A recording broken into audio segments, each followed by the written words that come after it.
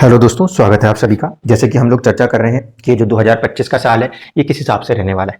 पहली चीज़ तो हिंदू मान्यता के हिसाब से हम नए साल को अप्रैल के आसपास देखते हैं। ये जो ड्यूरेशन है जिसे आप अंग्रेजी कैलेंडर से देख रहे हो, इसके अंदर हम सिर्फ एक फोकस कर रहे हैं, वो ये कि इस साल में होने वाले जो बड़े परिवर्तन हैं, गोचर हैं ग्रहों के, उसके आधार पर चर्चा कर रहे हैं। ऐसा कुछ नहीं है कि 2024 से 25 लग गया तो ग्रहों की स्थितियों में कोई बहुत ही उथल पुथल हो गई, कोई बहुत बड़े परिवर्तन हो गए। परिवर्तन अभी नहीं हुए हैं, आगे होंगे। तो 2025 के साल के अंदर जो परिवर्तन होने वाले हैं उसको लेकर हम चर्चा कर रहे हैं। आज इस श्रृंखला में हम चर्चा जो कर रहे हैं वो है कर्क लगन की, कैंसर एसेंडेंट की। कर्क लगन और कर्क राशि। अब लगन और राशि में क्या, पहले भाव में अगर 4 नंबर लिखा है तब भी ये वीडियो काम करेगा, थोड़ा स्ट्रांगली काम कर सकता है। प्लस अगर ये 4 नंबर कुंडली में कहीं भी है और उसमें चंद्रमा बैठा हुआ है तब भी ये काम कर सकता है। अब इस पर्टिकुलर लगन के लिए चीज़ें मिक्स रिजल्ट्स के तौर पे दिखाई देंगी, लेकिन अब ये मिक्स रिजल्ट्स कह रहा हूँ तो इसके साथ साथ पहला डिस्क्लेमर बिल्कुल दिमाग में रख के चलिएगा। बहुत सारे लोग सेम लगन के, सेम राशियों के होंगे, लेकिन सबकी आयु भी अलग होगी, सबकी परिस्थितियां भी अलग होंगी और सबके फल भी उस हिसाब से ही डिसाइड होंगे। समय, काल और परिस्थिति के हिसाब से फल निर्धारित होंगे। इंपॉर्टेंट बात जो ध्यान रखनी होगी वो इस बात को कि आप सबकी अपनी जिंदगी के अंदर आपकी कुंडली के हिसाब से कुछ दशाएं चल रही हैं। जिस तरफ आपकी जिंदगी जाना चाहती है वो आपकी कुंडली की दशाओं पर निर्भर करता है और उन दशाओं को ध्यान में रखते हुए ही आपको अपनी मूवमेंट्स करनी है। तो फिर हम ये जो वीडियोस क्रिएट कर रहे हैं इसका क्या हो रहा है, ये सिर्फ हमें एक हेल्प कर रहा है कि कौन से एरिया में मुझे सपोर्ट हैंड्स बन सकते हैं, किस एरिया के लिए मुझे चुनौतियों का सामना करना पड़ सकता है। मेंटल प्रिपरेशन है, एक नक्शे के जैसे हालात हैं। नक्शा अगर आपको थोड़ा समझ में आता है तो आप किसी जगहों पर थोड़ी सरलता से या फिर जटिलता से जाते हो। बस इतनी ही चीज़ यहाँ पर होनी है। अब सबसे पहली चीज़ यहाँ पर अगर हम देखें तो शुरुआत में साल की जब मार्च के आसपास का समय आएगा तो शनि की मूवमेंट अष्टम भाव से निकलकर हो जाएगी नवम में। अब इस पर्टिकुलर लगन के अंदर कुछ ऐसे व्यक्ति हैं जिनका लगन का नक्षत्र शनि के साथ जुड़ा हुआ है। तो जिन लोगों का नक्षत्र, जन्म के लगन में आने वाला नक्षत्र वो शनि के साथ जुड़ा हुआ है, उनके लिए ये जो साल है ये सबसे ज्यादा नए बदलाव को दिखाने वाला होगा। ठीक है। और इसके अलावा यहाँ पे कुछ गुरु के नक्षत्र के भी लोग हैं, कुछ बुध के नक्षत्र के भी लोग हैं। तो बुध के नक्षत्र में तो कोई प्रॉब्लम नहीं है क्योंकि बुध बहुत फास्ट मूविंग प्लैनेट्स में से एक है, उनमें ज्यादा प्रॉब्लम नहीं आएगा। लेकिन जिनका गुरु का नक्षत्र होगा वो थोड़ा सा यहाँ पर चुनौती महसूस कर सकते हैं कुछ समय के लिए। क्यों? क्योंकि आगे जाकर गुरु के जो मूवमेंट है वो होगी आपके 11th से 12th की तरफ। तो सेम 4 नंबर के लगन के अंदर, इसीलिए मैंने स्टेटमेंट में कहा था ये मिक्स्ड रिजल्ट्स के तरीके से होगा। कुछ लोगों के लिए ये पॉजिटिव रिजल्ट दिखाएगा, कुछ लोगों के लिए ये चिंताएं दिखा सकता है।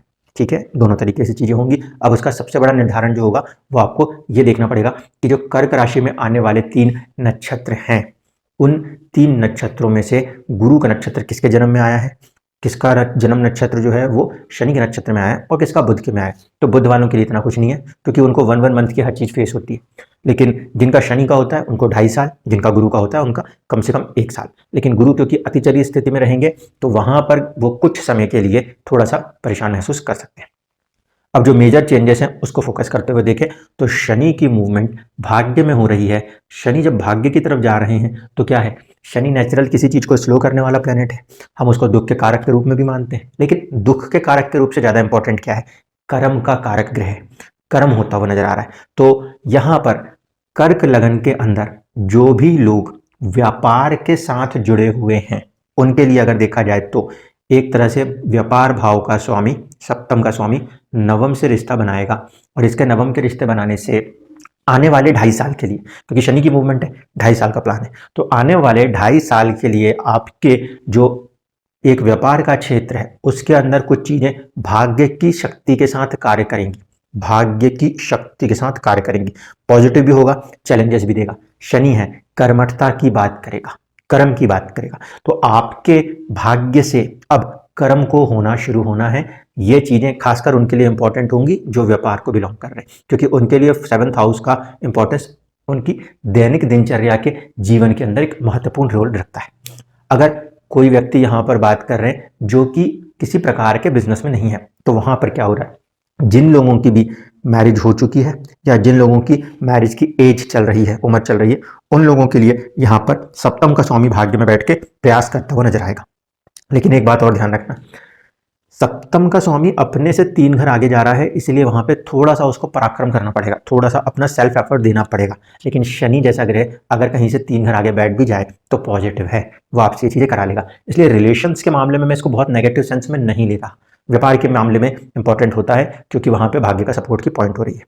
दूसरी इंपॉर्टेंट चीज, भाग्य के ऊपर अष्टम का स्वामी आ रहा है, और अष्टम का स्वामी जहां जाता है वहां पे कुछ ना कुछ परिवर्तन की कोशिश करता है। तो भाग्य के साथ कुछ नए परिवर्तनों के लिए कर्क लगन के जातक जातिकाओं को तैयार होना पड़ेगा, मानसिक रूप से अपने आप को प्रिपेयर करना पड़ेगा। अब कुछ समय अवधि तक के लिए, सो कॉल्ड मार्च से लेकर मई तक के पीरियड के लिए शनि और राहु की मौजूदगी एक साथ है। तो मार्च से लेकर मई तक के लिए यहां पर थोड़ा सा केयरफुल रहें फादर की हेल्थ को लेकर, ठीक है, क्योंकि ये भाव जो है ये पिता को दर्शाता है, और वहां पर सूर्य के शत्रु राहु और शनि दोनों की मौजूदगी।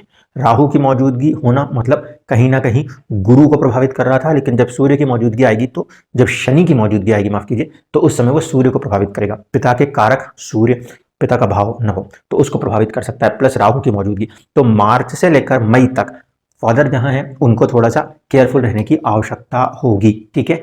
बाकी तो वो दशा के ऊपर रहेगा कि चीज क्या होगी, लेकिन इफेक्ट यहाँ पर उसके ऊपर कर्म करते हुए नजर आ सकते हैं। जब राहु इसके बाद यहाँ से हटेगा, जो कि तकरीबन मई में होगा, तो उसमें हमें थोड़ा सा रिलैक्सेशन मिल सकता है, ठीक। दूसरी चीज, जब मई के बाद राहु की मौजूदगी अष्टम भाव में आएगी, तो आप जो कुछ भी करें, अगर किसी प्रकार का फाइनेंशियल ट्रांजैक्शन करते हैं, तो वहां पे थोड़ा सजगता रखिएगा, क्योंकि जब कभी भी राहु अष्टम से गोचर करता हो, ऐसे स्थितियों में मैंने अक्सर देखा है कि लोग किसी ना किसी कारण से इलेक्ट्रॉनिकली फंसे हुए नजर आते हैं, क्योंकि ये तकनीकी रूप से राहु इलेक्ट्रॉनिक्स को भी रिप्रेजेंट करता है। ट्रांजेक्शन करने गए, गलत ट्रांजेक्शन कर दिया, ट्रांजेक्शन करना था, लाइट चली गई, तो शेयर मार्केट में लॉस कर गए। ऐसी परिस्थितियां अक्सर देखने को मिली, और वो कब होता है, जब राहु जैसा ग्रह, अचानक के तत्व का ग्रह अष्टम से जा रहा होता है। क्यों? क्योंकि जब ये इस अष्टम से जाएगा, तो इस 11th के कर्म 10th को प्रभावित करेगा। इसलिए 1.5 साल तक के लिए कर्क लगन में जितने भी व्यक्ति हैं, वो जब भी किसी भी प्रकार के फाइनेंशियल ट्रांजेक्शन्स के ऊपर काम कर रहे होंगे, तो थोड़ा केयरफुल होकर करिएगा। ऐसा ना हो यहाँ पे ये बैठ के अचानक से आपके इनकम के ऊपर किसी प्रकार के प्रभाव को दिखाने की कोशिश करें, खासकर वो लोग जिनकी राहु की महादशाएं चल रही हैं, क्योंकि ऐसे केस में ये जीवन के अंदर आपके इनकम सोर्स के ऊपर प्रभाव दिखाने की कोशिश कर सकता है। तो वो स्थिति, वो अवधि जो होगी, वो मई से शुरू होगी 2025 के, और 1.5 साल तक होगी। वहां पे आपको केयरफुल रहना पड़ेगा, ठीक है, मेक श्योर करके रखिए। केतु की मौजूदगी आ जाएगी सेकंड हाउस के अंदर, कुटुंब के अंदर, तो जो अपने कुटुंब जन है वहां पे थोड़ा सा उनके ऊपर कर्म भी हो सकता है। अगर किसी की उम्र ज्यादा है तो वहां पे ये थोड़ा रिस्कफुल पीरियड हो सकता है 1.5 साल का। सेकंड हाउस में केतु है, और केतु जो है वहां से चीजों को हटाने की कोशिश कर सकता है, तो सेविंग्स के ऊपर इफेक्ट पड़ सकता है, इससे बिल्कुल भी इनकार नहीं किया जा सकता। घर के अंदर सेविंग्स के ऊपर प्रभाव हो, या किसी अपने जो प्रियजन है उनके स्वास्थ्य से जुड़ी हुई चीजों, उसमें थोड़ा सा अपने को वहां पे सपोर्ट एंड खुद को आगे लेकर आके करना पड़ेगा। जिंदगी नहीं करा रही, वो चुनौती दिखा रही है, आपको खुद से उसके लिए मेंटली प्रिपेयर होकर आगे चलना पड़ेगा। अब इसके बाद देखें, गुरु की मौजूदगी जो कि इस कुंडली में 6ठे भाव का, यहाँ मूल त्रिकोण राशि है, और 9वें भाव का स्वामी है, वो 11th में था। 11th में था मतलब इनकम के घर पे था, और शुक्र के घर में था। शुक्र के घर में भी वो बहुत ज्यादा अपने आप को सेटिस्फाइड फील नहीं करता, तो कहीं ना कहीं संघर्ष का स्वामी इनकम के ऊपर बैठ के इनकम में संघर्ष दिखा रहा था, भाग्य थोड़ा बहुत सपोर्ट कर रहा था। जब गुरु की मूवमेंट होगी, जो कि तकरीबन मई जून के बीच में होगी, तो उस कंडीशन में ये गुरु जब उठ के 12th में जाएंगे, तो एक विपरीत परिस्थिति के योग का निर्माण करेंगे। विपरीत परिस्थिति का योग जो है वो पॉसिबिलिटी दिखाता है कि जीवन के अंदर आर्थिक उन्नति में आ रही रुकावटों से आपको किसी प्रकार से बाहर निकाल लिया जाएगा। तो यहाँ पे जुपिटर की ये मूवमेंट कुछ लोगों के लिए तो चिंता का कारण बनेगी, नक्षत्र जिनका शुरुआत में गुरु का है उनके लिए, लेकिन आगे जाकर ये आपके जीवन में कुछ नए इनकम सोर्सेस को क्रिएट करने की कोशिश करेगा, क्योंकि उस परिस्थिति में गुरु जो है वो कुछ समय तक इस 3 नंबर की राशि में रहने के बाद अपने उच्च स्थान पर आ जाएगा। तो मोटे तौर पे देखा जाए तो 2025 का जो साल है वो इनकम के आधार से अपने आप को थोड़ा सा बीच का एक फ्रेम है, उसके अंदर चुनौतियां दिखाते हुए एक नए प्रकार के ग्रोथ, उन्नति के रस्तों को लाने के लिए फोर्स करता हुआ नजर आएगा। 2025 बहुत अच्छे रिजल्ट दे रहा नहीं कह रहा, लेकिन 2025 वो माइलस्टोन क्रिएट करने की कोशिश करेगा, जो कि आगे जाकर आपके फाइनेंशियल स्टेबिलिटीज को बेहतर कर सके। कारण परिवर्तन भाव का स्वामी कहीं ना कहीं तीसरी दृष्टि से इनकम के भाव को देख रहा है और पराक्रम के भाव को देखकर पराक्रम करने को कह रहा है। अपनी 10वीं दृष्टि से छठे भाव पे 10वीं दृष्टि डाल के आपके जो काम है उनको किसी प्रकार से बदलने के लिए कह रहा है। तो जो एक चेंज चाहिए, जो एक ट्रांसफॉर्मेशन चाहिए, वो ट्रांसफॉर्मेशन खासकर जिन लोगों का यहाँ पे शनि का नक्षत्र आया था उनके लिए वो ट्रांसफॉर्मेशन धीरे धीरे काम कर रही थी। अब वो मटीरियलाइज होने का समय आ रहा है। इस लिहाज से अगर हम देखते हैं तो जीवन के अंदर इस 2025 में वो डायरेक्शन हासिल हो रही है जिसमें आप अपने फाइनेंशियल फ्यूचर ग्रोथ को एक नया आयाम दे सकेंगे।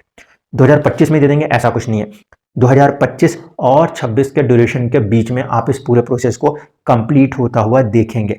तो 2025 एक तरीके से एफर्ट्स डालने का साल है, एक प्रॉपर आउटपुट को निकालने के लिए जो कि स्टेबल आउटपुट होगा। स्टेबल होने का कारण क्या है? व्यापार भाव का स्वामी भाग्य के साथ केंद्र त्रिकोण संबंध के साथ चल रहा है और आने वाले भविष्य के अंदर जब गुरु यहाँ से केंद्र में आएगा तो दोनों ही प्रकार से आपके पॉजिटिव रिजल्ट्स की उम्मीदें आप कर पाओगे। रीजन 2025 और 26 के दरमियान जब गुरु आगे बढ़ेंगे, शनि यहीं के यहीं मौजूद रहेंगे, गुरु की दृष्टि भाव पर भी होगी और भावेश पर भी होगी। इसलिए बड़े फायदे या बड़ी चीजों के लिए जो बेस है वो इन्हीं ड्यूरेशनों में बनता हुआ नजर आएगा। उस लिहाज से अगर आप देखते हो तो 2025 आपके लिए एक तरीके से मिक्स्ड साल है जो आपसे एफर्ट मांग रहा है, लेकिन रिटर्न्स 2025 के एंड तक या 2026 में करेगा। अब जहां रिलेशंस को लेकर बात है, अब उसमें समझ लेते हैं। जब इन परिस्थितियों के साथ ये कुंडलियां काम करेंगी तो उस कंडीशन में कहाँ चुनौतियां नजर आती हैं। चैलेंज का जो ड्यूरेशन बनेगा वो क्या बनेगा? केतु की दृष्टि शनि के साथ साझा रूप से आएगी तो यहां पर आएगी। ये अपनी दृष्टि से देखेगा, ये अपनी दृष्टि से देखेगा, तो यहाँ पर एक साझा दृष्टि काम करेगी। इसके अलावा राहु की पृथकतावाद की दृष्टि है जो चौथे घर के ऊपर भी काम कर रही है और 12th हाउस पे भी काम कर रही है। तो जो मैरिज लाइफ के अंदर के सिनेरियोज हैं या घर के अंदर के जो सिनेरियोज हैं 4th हाउस, यहाँ पर पृथकतावाद की दृष्टियां जो हैं ये प्रभावित रहेंगी शुरुआत के समय में, जब तक गुरु आगे गोचर न कर जाए। तो ससुराल पक्ष के साथ थोड़ा सा संभल कर चलना होगा। ऐसा ना हो कि आप या तो उनके साथ चीट कर जाएं या वहां से आप कोई चीट हो जाओ, क्योंकि राहु जो है वो जब भी ऐसे में बैठता है वो कुछ ना कुछ ऐसे हालातों में फंसाने की कोशिश करता है जिससे कि रिलेशंस में सेपरेशंस आ जाए। तो उन चीजों में हमको थोड़ा ज्यादा सावधान होने की जरूरत है, क्योंकि राहु की मौजूदगी जब होगी तो वो चौथे पर और 12वें पर दृष्टि डालेगा। केतु और शनि की साझा दृष्टि जो कि छठे भाव के ऊपर आ रही है, तो ऐसे स्थिति में अपने स्वास्थ्य का ध्यान रखिएगा, ठीक है, क्योंकि ये हमारे लिए रोग का स्थान भी है। लेकिन अगर रोग को साइड में रख दिया जाए तो ये आपके लिए आपका कॉम्पिटिटिव साइड है और यही हम अपने जॉब्स के लिए मोस्टली यूज करते हैं। ऐसे स्थिति में शनि और केतु की साझा दृष्टि जब छठे भाव के ऊपर पड़ रही है तो जीवन में ऐसे जॉब्स अपॉर्चुनिटी जो एक लॉन्ग स्टेबिलिटी देते हों, उसके लिए ये साल, ये समय एक बेहतरीन स्थितियां दिखाएगा जो कि मई के बाद से बन के 1.5 साल तक के लिए रहने वाला है। तो जो कोई भी व्यक्ति कर्क लगन का है और जॉब के पॉइंट ऑफ व्यू पे चीजों को सोच रहा है, उन लोगों के लिए ये जो फेज रहेगा वो काफी हद तक सपोर्टिव रहेगा, जो उनको स्टैटिक जॉब मतलब एक स्टेबल जॉब दिला सकता होगा। इसमें एक चीज और ध्यान रखने वाली बात होगी, वो ये कि जब कभी भी इस प्रकार के ग्रह जो कि पृथकतावादी होते हैं, शनि, केतु, मंगल और राहु, जब कभी भी ये नौकरी के भाव को प्रभावित करते हैं तो वहां शुरुआत की चुनौती दिखाते हैं, लेकिन वो चुनौती के पार करते ही वो एक इस प्रकार के लाइफ स्टाइल को देने की कोशिश करते हैं जो बाकी की कोई भी ग्रह नहीं दे पाते, क्योंकि मटीरियलिस्टिक प्लैनेट्स शनि, केतु, मंगल, राहु, अब इनको मटीरियलिस्टिक क्यों कह रहे हैं? इवन दो कि ये दोनों पृथकतावादी हैं, शनि और केतु भी, मंगल और राहु भी, लेकिन ये जीव तत्व से दूर करके कर्म को दिखा रहे हैं। ऐसे स्थिति में जब कभी भी ग्रोथ आई है जीवनों के अंदर, तब इन ग्रहों ने ही अपनी भूमिका निभाई है। तो जो लोग भी प्रोफेशनल ग्रोथ के एस्पेक्ट्स में इन चीजों को देख रहे हैं, उनके लिए ये पीरियड थोड़ा सा तो स्ट्रगल दिखाएगा, चैलेंजेस दिखाएगा, लेकिन उसी चैलेंजेस में से अपने आप को प्रूव करके आगे आने के लिए यही टाइम फ्रेम सबसे बेहतरीन टाइम फ्रेम बनने वाला होगा। जहां तक बात रिलेशंस के एस्पेक्ट्स में की जाए तो वहां पर शनि का 9th हाउस में बैठना इतना बुरा नहीं होगा। रीजन ये है कि वो गुरु की राशि में बैठा है, सौम्य ग्रह की राशि में बैठा है। केतु की मौजूदगी सूर्य के साथ है, सूर्य थोड़ा सा पृथकतावादी है, तो जिन लोगों की केतु की दशाएं चल रही हैं उनको थोड़ा सा अपने फैमिली मैटर्स के अंदर केयरफुल होना पड़ेगा। बस इतनी सी बात इस पूरे लगन पे ध्यान रखनी है। जिनके ऊपर केतु की महादशा या अंतरदशाएं काम कर रही हैं उनको थोड़ा केयरफुल होना है। गुरु की महादशा वालों के लिए तो ये मिक्स हो जाएगा, क्योंकि ये विपरीत परिस्थितियों को दिखाकर ग्रोथ के रास्ते खोलने वाला हो जाएगा। यहाँ पर केतु, शनि और गुरु तीन दृष्टियां एक साथ जब आएंगी तो जैसे ही गुरु यहाँ से आगे बढ़कर इसको दृष्ट करेंगे उस समय अवधि के लिए आपको प्रोफेशनल लाइफ के अंदर भी कोई ना कोई पॉजिटिव मूव्स एंड ग्रोथ देखने को मिल जाएंगी। अब जो लास्ट एंड द लीस्ट बचता है वो क्या है, वो ये कि इस पूरे समय दरमियान के अंदर ये जो केंद्र है ये हो रहा है थोड़ा सा खाली। जो ग्रहों की मूवमेंट्स दिखाई दे रही हैं वो हो रही हैं आपके केंद्र से बाहर। तो जब कभी भी केंद्र से बाहर ग्रहों की मूवमेंट होती है उसको किस तरीके से फोकस करना है इसको समझ लीजिए। एक तो राहु अष्टम में और दूसरा गुरु जो कि कहाँ बैठा है 12वें में। तो 8 और 12 इन दो घरों के ऊपर ऐसे ग्रहों का प्रभाव है जो लंबे समय अवधि में चलते हैं। सबसे ज़्यादा लंबे समय तक चलने वाला ग्रह शनि वो बैठा है आपके त्रिकोण में। त्रिकोण में 1 है और चुनौती वालों में 2 है। तो इनिशियली जब तक गुरु की मूवमेंट आगे नहीं होती उतने फेज के लिए हम ये मान के चल रहे हैं कि लाइफ के अंदर एक तो अचानक से आने वाली चीज़ें और किसी प्रकार के खर्चे, चिंताएं ये काम कर रही हैं। लेकिन जैसे ही जुपिटर मूव करेगा और केंद्र में आएगा तो केंद्र त्रिकोण के प्रभाव बढ़ते हुए नजर आएंगे, जिसके कारण से लाइफ के अंदर एक ग्रोथ फैक्टर्स बहुत तेजी से मूव ऑन करते हुए नजर आने वाले हैं। इस बात को बहुत अच्छे से समझिएगा कि ये जो ड्यूरेशंस के हिसाब से अगर हम देख रहे हैं तो कुछ ड्यूरेशंस शुरुआत के अप टू द मई तक के कुछ ड्यूरेशंस जो हैं वो चैलेंजेस के साथ काम कर रहे हैं, और चैलेंज के बाद फिर जो आपका 2025 है वो मई से लेकर नेक्स्ट ईयर 1.5 साल तक की अवधि के लिए आपको सपोर्ट हैंड देता हुआ नजर आएगा। इस लिहाज से अगर मैं बात करूं तो 2025 के अंदर दशा जिनकी बहुत ज़्यादा स्ट्रॉन्ग पॉजिटिव चल रही है वो अभी कुछ ना कुछ गेन्स निकालेंगे लेकिन अगर ओवरऑल कंटेक्स्ट में बात करी जाए, किसी की दशा हमें नहीं भी पता है तो भी हम यहाँ कह सकते हैं ये जो फेज है ये फेज आपको अपने पोटेंशियल को राइज करने का है। और ये राइज होता हुआ पोटेंशियल जब गुरु आपके केंद्र में लगन में आएगा, दिशा बल हासिल करेगा, डायरेक्शनल स्ट्रेंथ हासिल करेगा, तब आपको नई ऊंचाइयां देने वाला होगा। व्यापार के अगर नजरिए से देख रहे हैं तो ये 2.5 साल का पीरियड आपके पास है जहां पे कि आप अपने एफर्ट्स को डाल के अपनी ग्रोथ को कई ज़्यादा मल्टीपल टाइम्स में बढ़ा पाएंगे। धन्यवाद।